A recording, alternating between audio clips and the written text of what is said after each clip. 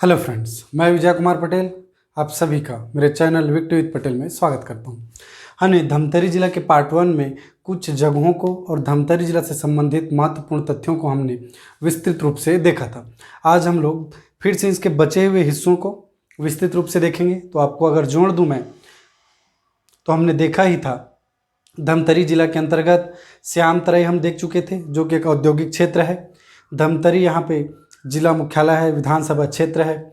कंडेल नहर सत्याग्रह से हमने देखा था। कुरुद एक विधानसभा क्षेत्र है। बगौद हम लोग बात कर रहे थे कि बगौद में मेगा फूड पार्क है। वहीं बात करें बंजारी धाम में, बगौद हमने देखा था। बगौद की बात करें तो मेगा फूड पार्क है, यहाँ पे मेगा फूड पार्क है। मेगा फूड पार्क हमने देखा था। आगे देखें बंजारी धाम, बंजारी धाम की बात करें तो हर्बल एवं मेडिसिनल पार्क है। यहाँ पे हर्बल एवं मेडिसिनल पार्क है। हर्बल एवं मेडिसिनल पार्क है, मीन्स आयुर्वेदिक रूप से यहाँ पे प्राकृतिक रूप से औषधि का निर्माण किया जाता है। प्राकृतिक रूप से औषधि का निर्माण किया जाता है। प्राकृतिक रूप से प्राकृतिक रूप से औषधि का निर्माण प्राकृतिक रूप से औषधि का निर्माण बंजारी धाम में किया जाता है। तो हमने देखा कि बगौद मेगा फूड पार्क है, बंजारी धाम में हर्बल एवं मेडिसिनल पार्क है। यहाँ पे प्राकृतिक रूप से औषधि का निर्माण किया जाता है। इसी क्रम में आगे हम लोग देखेंगे तो गट्टा सिल्ली मगरलोक तहसील है, गट्टा सिल्ली जगह मिलेगा, श्रृंगेरी पर्वत मिलेगा। तो इन जगहों से अगर हम लोग बात करें तो जंगल सत्याग्रह हुए हैं। जंगल सत्याग्रह हुआ है। जंगल सत्याग्रह हुआ है। तो इस जंगल सत्याग्रह में सबसे पहले अगर बात करें हम लोग तो सिहावा नगरी जंगल सत्याग्रह, सिहावा नगरी जंगल सत्याग्रह देखेंगे। सिहावा नगरी जंगल सत्याग्रह अगर बात करें तो यह जनवरी 1922 में 21 जनवरी 1922 को सिहावा नगरी जंगल सत्याग्रह हुआ। नेतृत्वकर्ता की अगर बात करें तो पंडित सुंदरलाल शर्मा जी यहाँ के नेतृत्वकर्ता थे। और सहयोगियों की अगर बात करें तो छोटेलाल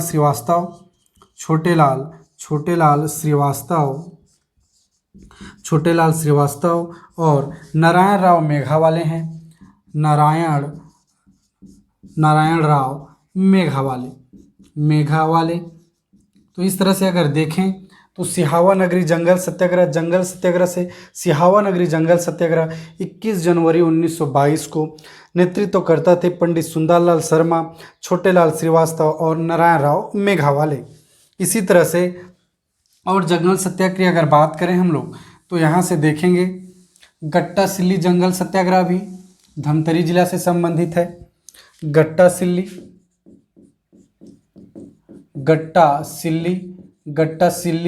जंगल सत्याग्रह अगर बात करें गट्टा सिल्ली जंगल सत्याग्रह का तो ये हुआ था जुलाई 1930 में गट्टा सिल्ली जंगल सत्याग्रह। नेतृत्वकर्ता की अगर बात करें यहाँ पे तो सुंदरलाल शर्मा, नारायण राव मेघावाले और नत्थू जी जगताप थे। यहाँ पे गट्टा सिल्ली के देखें, नारायण राव मेघावाले,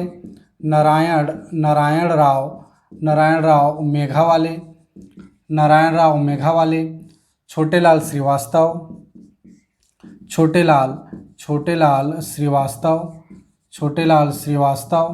और साथ ही साथ नत्थू जी जगताप यहाँ के नेतृत्वकर्ता थे। गट्टा सिल्ली जंगल सत्याग्रह की अगर बात करें तो जुलाई 1930 में यहाँ पे इनके नेतृत्वकर्ता में नारायण राव मेघावाले, छोटेलाल श्रीवास्तव और नत्थू जी जगताप थे। इसी तरह हमने देखा था सिहावा नगरी जंगल सत्याग्रह में नत्थू जी जगताप के जगह पंडित सुंदरलाल शर्मा कल, फिर नारायण मेघावाले और छोटेलाल श्रीवास्तव यहाँ भी थे। तो इस तरह से आप याद करते चले जाइएगा। गट्टा सिल्ली जंगल सत्याग्रह यहाँ पे 800 मवेशियों को आरक्षित वन में चराने के कारण उसमें उस जानवरों को कांजी हाउस में रख दिया गया था। यही कारण था गट्टासिल्ली जंगल सत्याग्रह का। अगर कारण की बात करें तो 800 मवेशियों को आरक्षित वन में चराई के कारण उनको कांजी हाउस में डालना इस जंगल सत्याग्रह एक प्रमुख कारण था। साथ ही साथ धमतरी के अंतर्गत देखें तो रुद्री जंगल सत्याग्रह भी है। रुद्री जंगल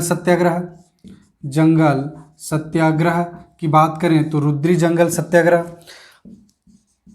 अगस्त 1930 में रुद्री जंगल सत्याग्रह नेतृत्व करता थे यहाँ से छोटेलाल श्रीवास्तव पिंटू और सिंधु नामक दो व्यक्तियों की मृत्यु इस जंगल सत्याग्रह एक प्रमुख कारण था। पिंटू एवं सिंधु नामक दो व्यक्तियों की मृत्यु इस जंगल सत्याग्रह का एक प्रमुख कारण था। तो इस तरह से हमने 3 जंगल सत्याग्रह देखा, सिहावा नगरी जंगल सत्याग्रह, गट्टासिल्ली जंगल सत्याग्रह, रुद्री जंगल सत्याग्रह और कंडेल नहर सत्याग्रह। तो ये जगह धमतरी जिला ऐतिहासिक रूप से बहुत ही महत्वपूर्ण है। ये सारे क्वेश्चंस पूछे जाते हैं, तो इन तथ्यों को आप याद रखिएगा अच्छे से कि किस जिले से संबंधित है, तो धमतरी जिले से। कब हुआ तो यह याद रखिएगा, किसके नेतृत्वकर्ता में हुआ, कारण क्या था। इन सभी तथ्यों को क्वेश्चंस के रूप में पूछा जाता है। तो इस तरह से हमने जंगल सत्याग्रह देखा। आइए अगर बात करें सिहावा नगरी के अंतर्गत, तो यहाँ पे एक पर्वत है श्रृंगगिरी पर्वत। श्रृंगगिरी पर्वत में ही श्रृंग ऋषि का आश्रम है और यहीं से नदी का उद्गम है महानदी। महानदी की अगर बात करें तो छत्तीसगढ़ की गंगा कहलाती है। उद्गम देख लें पहले। उद्गम अगर बात करें तो श्रृंगगिरी पर्वत यहाँ पे श्रृंगगिरी पर्वत श्रृंग ऋषि के आश्रम से महानदी का उद्गम है। श्रृंगगिरी पर्वत सिहावा नगरी के पास। उद्गम की बात करें, लंबाई की अगर बात करें, टोटल लंबाई देखें तो 858 किलोमीटर ये टोटल लंबाई है। और छत्तीसगढ़ में अगर लंबाई की अगर बात करें तो 286 किलोमीटर इसकी छत्तीसगढ़ में लंबाई है।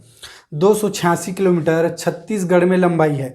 हमने देखा ही था छत्तीसगढ़ में बहने वाली सबसे लंबी नदी थी शिवनाथ नदी, और छत्तीसगढ़ में अगर सबसे लंबी अगर बात करें टोटल लंबाई की तो 858 महानदी है। तो इस तरह से देखें, इसमें छत्तीसगढ़ में प्रवाहित 286 किलोमीटर है, टोटल 858 किलोमीटर है। इस तरह से अन्य तथ्यों में जाएं तो इसे छत्तीसगढ़ की गंगा, छत्तीसगढ़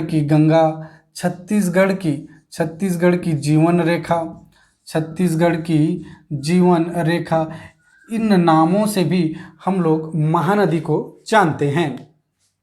महानदी कुल 9 जिलों और 2 राज्यों से प्रवाहित होते हुए बंगाल की खाड़ी में समुद्र में समाहित हो जाती है। इन 9 जिलों की अगर बात करें तो धमतरी, कांकेर, बालोद, गरियाबंद, रायपुर, महासमुंद, बलौदाबाजार, जांजगीर चांपा और रायगढ़ से होते हुए उड़ीसा राज्य में प्रवाहित होती है। इस तरह से 9 राज्य और छत्तीसगढ़ और उड़ीसा 9 जिला और 2 राज्य में प्रवाहित होती है। इस तरह से महानदी को भी अलग अलग कालखंडों में अलग अलग नामों से जाना गया है। जैसे प्राचीन नाम की अगर बात करें, प्राचीन नाम अगर देखें तो कनक नंदनी ये प्राचीन नाम है महानदी का। इसी तरह सतयुग में इसे नीलोत्पला, सतयुग में इसे नीलोत्पला। द्वापर युग की अगर बात करें, द्वापर युग में इसे चित्रोत्पला, सतयुग में नीलोत्पला, द्वापर युग में चित्रोत्पला, महाभारत काल में इसे महानंदा और वर्तमान में महानदी। इस तरह से अन्य नामों से अलग अलग कालखंडों में अलग अलग नामों से इसे जाना गया है। सतयुग में नीलोत्पला, इसका वर्णन वायु पुराण में है। द्वापर युग में चित्रोत्पला, इसका वर्णन स्कंद पुराण में है। यह भी पूछा जाता है नीलोत्पला वायु पुराण और स्कंद पुराण में इसका उल्लेख हमें मिलता है। तो इस तरह से इन तथ्यों को भी आप याद रखिएगा। पूछा जाता है इस टाइप की चीज़ें कि प्राचीन नाम क्या है, कनकनंदनी, सतयुग में नीलोत्पला, द्वापर युग में चित्रोत्पला, महाभारत काल में महानंदा, और वर्तमान की अगर बात करें तो हम लोग जान ही नहीं रहे हैं, महानदी। वर्तमान में महानदी, महाभारत काल में महानंदा, और इस तरह से वायु पुराण में नीलोत्पला, स्कंद पुराण में चित्रोत्पला, इस तरह से हमें वर्णन हमें मिलता है। तो महानदी की अगर और अन्य तथ्यों की अगर बात करें तो छत्तीसगढ़ में बहने वाली सबसे लंबी अपवाह तंत्र महानदी अपवाह तंत्र है, जिसमें परसेंटेज वाइज अगर देखें तो 56.15% महानदी का प्रवाह क्षेत्र है, और क्षेत्रफल वाइज देखें तो 77.432 हजार वर्ग किलोमीटर एरिया में यह प्रवाहित होती है। छत्तीसगढ़ में सबसे बड़ी अपवाह तंत्र का हिस्सा है महानदी अपवाह तंत्र, 56.15%, और क्षेत्रफल वाइज देखें तो 77.432 हजार वर्ग किलोमीटर एरिया में यह प्रवाहित होती है, इसका प्रवाह क्षेत्र है। तो इस तरह से देखें तो उद्गम है श्रृंगेरी पर्वत का प्राचीन नाम या पुराना नाम की बात करें तो सुक्तिमती पर्वत के नाम से भी इसे हम लोग जानते हैं। श्रृंगेरी पर्वत का प्राचीन नाम देखें तो सुक्तिमती पर्वत के नाम से भी इसे हम लोग जानते हैं। तो हमने देखा यहाँ से सुक्तिमती पर्वत, श्रृंगेरी पर्वत, श्रृंग ऋषि का आश्रम से महानदी का उद्गम है, जो कि 9 जिलों में, छत्तीसगढ़ के 9 जिलों में प्रवाहित होती है। इस तरह से हमने महानदी से जुड़े हुए सारे फैक्ट को देखा। आइए अन्य तथ्यों की ओर लेके चलें। हमने नदी की बात की तो यहाँ पे प्रमुख रूप से महानदी देखें, सिलियारी नदी जो कि महानदी की सहायक नदी है, और हमने गरियाबंद जिले में ही देखा था कि सोंडूर नदी नरियर पानी धमतरी से इसका उद्गम भी माना जाता है। तो इस तरह से हमने नदियों को देखा। आइए अगर अन्य तथ्यों की अगर बात करें, यहाँ पे अभ्यारण्य अगर देखें तो एक अभ्यारण्य है यहाँ पे सीता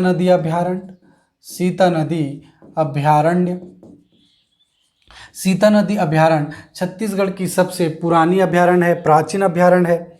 छत्तीसगढ़ की प्राचीन अभ्यारण्य है। स्थापना वर्ष देखें तो 1974 में इसका स्थापना है। क्षेत्रफल वाइज अगर देखें तो 559 वर्ग किलोमीटर एरिया में यह सीता नदी अभ्यारण्य फैली हुई है। साथ ही साथ 2006 में प्रोजेक्ट टाइगर और 2009 में इसे टाइगर रिजर्व के रूप में घोषित किया गया है। सीता नदी और गरियाबंद का उद्यानिकी अभ्यारण्य दोनों को 2006 में प्रोजेक्ट टाइगर और 2009 में टाइगर रिजर्व के रूप में। सर्वाधिक रूप से यहाँ पे जानवर की अगर बात करें तो तेंदुआ यहाँ पे हमें सर्वाधिक रूप से मिलता है। तेंदुआ यहाँ पे सर्वाधिक रूप से सीता नदी अभ्यारण्य में हमें देखने को मिलता है। इस तरह से हमने देखा सीता नदी अभ्यारण्य छत्तीसगढ़ की पहली अभ्यारण्य 1974 प्राचीन अभ्यारण्य। क्षेत्रफल वाइज देखें तो 559 वर्ग किलोमीटर एरिया में फैला हुआ है।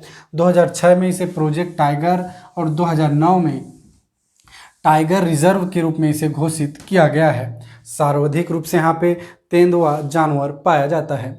इस तरह से हमने देखा अभ्यारण्य। आइए देखें यहाँ में प्रमुख रूप से परियोजना के रूप में अगर देखें तो यहाँ पे हमें गंगरेल डैम मिलेगा, जिसे हम लोग रविशंकर जलाशय के रूप में अन्य नाम की अगर बात करें तो रविशंकर जलाशय के रूप में भी इसे हम लोग जानते हैं। गंगरेल डैम स्थापना की बात करें तो 1978-1979 में इसकी स्थापना हुई है। गंगरेल डैम नदी में देखें तो महानदी में गंगरेल डैम निर्मित है। साथ ही साथ गंगरेल डैम छत्तीसगढ़ की सबसे लंबी डैम है, सबसे लंबी डैम है। 1380 मीटर इसकी लंबाई है।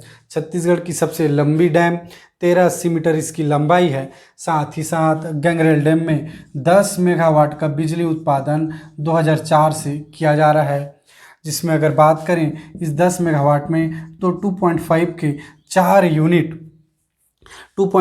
4 यूनिट यहाँ पे संचालित हैं। 10 मेगावाट बिजली का उत्पादन यहाँ पे किया जाता है गंगरेल डैम में, जिसे अन्य नाम यह पूछा जाता है, अन्य नाम किस नाम से जाना जाता है, तो रविशंकर जलाशय। वर्ष स्थापना 1978-1979 के बीच में महानदी पे निर्मित है। इसी तरह से अन्य देखें तो माडमसिल्ली डैम, या इसी को मुरुमसिल्ली के नाम से भी जानते हैं, मुरुमसिल्ली डैम के नाम से। स्थापना की अगर बात करें तो 1923 नदी की अगर बात करें तो सिलियारी नदी पे यह डैम बना हुआ है। माडमसिल्ली या मुरुमसिल्ली, यह आयोग के द्वारा यह भी क्वेश्चंस पूछा गया है कि माडमसिल्ली या मुरुमसिल्ली नामों से यह जाना जाता है। वर्ष 1923 में सिलियारी नदी पे यह एशिया का प्रथम साइफन बांध है। इसको याद रखिएगा, एशिया का प्रथम साइफन बांध है। एशिया का प्रथम साइफन बांध है। साइफन मीन्स वाटर लेवल अधिक होने से ऑटोमेटिक इसके गेट ओपन हो जाते हैं, यह साइफन कहलाता है। इस तरह से एशिया का प्रथम साइफन बांध सिलियारी नदी पे माडमसिल्ली के नाम से वर्ष 1923 में स्थापित है। एशिया का प्रथम साइफन बांध छत्तीसगढ़ में गरियाबंद जिले के अंतर्गत माडमसिल्ली डैम के नाम से हम लोग इसे जानते हैं। तो हमने देखा, इसी तरह से महानदी पे एक और डैम देखें तो रुद्री बैराज के रूप से भी हम लोग जानते हैं इसे। रुद्री बैराज, ग्राम रुद्री धमतरी के अंतर्गत रुद्री बैराज है। स्थापना 1915 और ये महानदी पे निर्मित है। इस तरह से ये भी पूछा जाता है। बांध में हमने देखा महानदी पे गंगरेल डैम, सिलियारी नदी पे माडमसिल्ली या मुरुमसिल्ली, रुद्री बैराज 1915 महानदी पे। एक सिंचाई परियोजना है, यह एक सिंचाई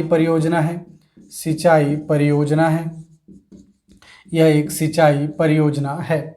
इसी तरह से दुधावा जलाशय भी अगर देखें तो महानदी पे निर्मित है, दुधावा जलाशय महानदी पे। तो इस तरह से हमने विभिन्न तथ्यों को 1 बाय 1 करते हुए हम लोग देखते चले गए। इसी तरह पर्यटन स्थल के रूप में अगर देखें हम लोग तो पर्यटन स्थल के रूप में अगर देखें तो पर्यटन स्थल के रूप में श्रृंग ऋषि का आश्रम भी आएगा। श्रृंग ऋषि का आश्रम एक पर्यटन के रूप में, श्रृंग ऋषि का आश्रम, बिलाई माता का मंदिर,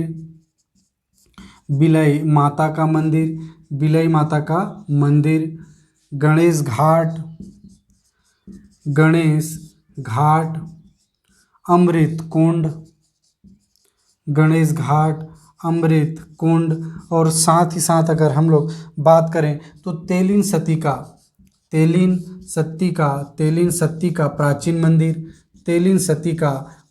मंदिर पर्यटन के रूप में हम लोग धमतरी जिला के अंतर्गत देखने को हमें मिलता है, जिसमें श्रृंग ऋषि का आश्रम, बिलाई माता का मंदिर, गणेश घाट, अमृत कुंड और तेलिन सत्ती का मंदिर हमें प्रमुख रूप से यहाँ पे देखने को मिलेंगे। तो इस तरह से हमने 1 बाय 1 धमतरी जिले को हमने विस्तृत रूप से देखा। अगर यह वीडियो आपको अच्छा लगा हो, आपके स्टडी में हेल्पफुल हो, तो वीडियो को लाइक कीजिए, अपने स्टडी सर्कल में शेयर कीजिए, और अगर आप पहली बार मेरे चैनल पे हैं तो चैनल को सब्सक्राइब कर बेल आइकन को दबाना ना भूलें, ताकि इसी तरह के अपडेट्स आपको हमेशा मिलते रहेंगे। Thank you.